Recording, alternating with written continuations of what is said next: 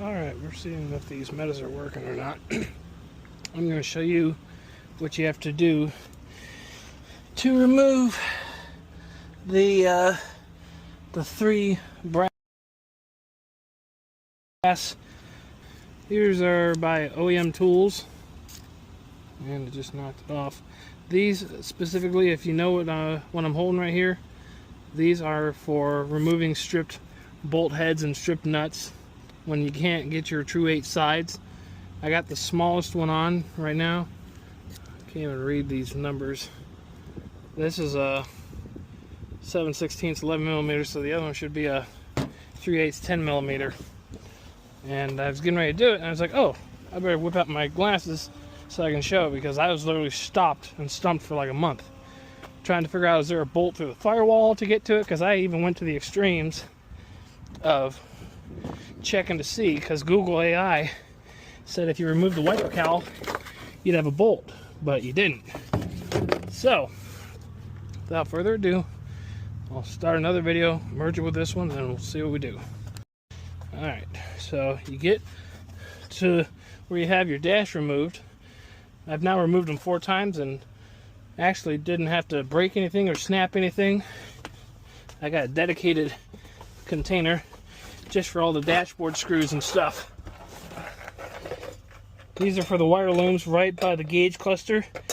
These are a bunch of screws, and this is for the glove box latch. But not to get sidetracked again, like I said, you got to remove the dash if you want to get those vents, which I screwed that up back in 2012, 2013.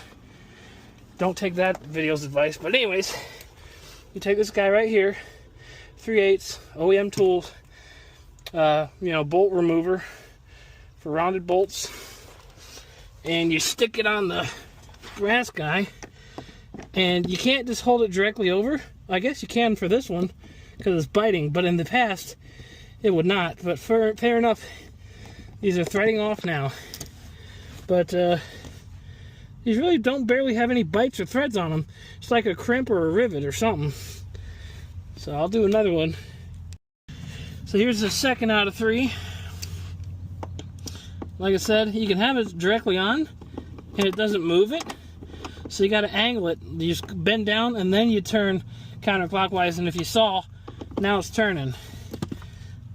So I'm going to go ahead and tell you already, I'm not reusing this. No, forget that.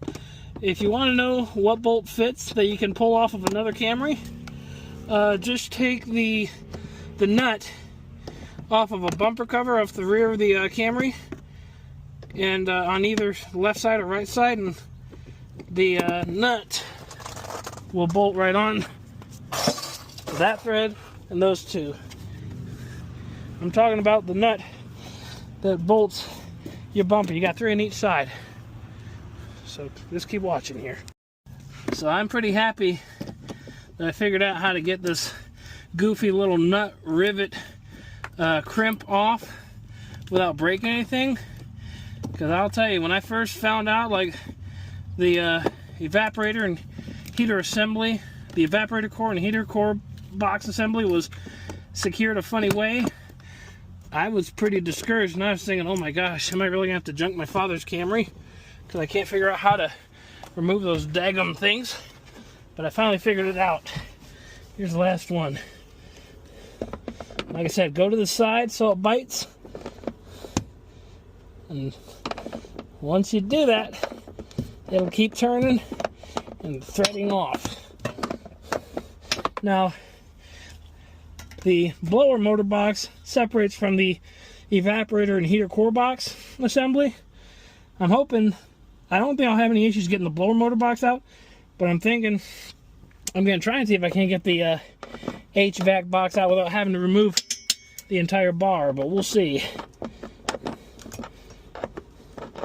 I wish these Meta glasses recorded for more than 3 minutes, because I'm always worried I'm going to run out of 3 minutes. Need to get me a GoPro already.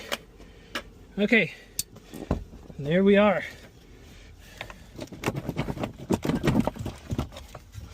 And I'll have to make a video on how to disconnect the AC lines, because these are a very funny way to open them up, and I didn't know, but I figured it out myself.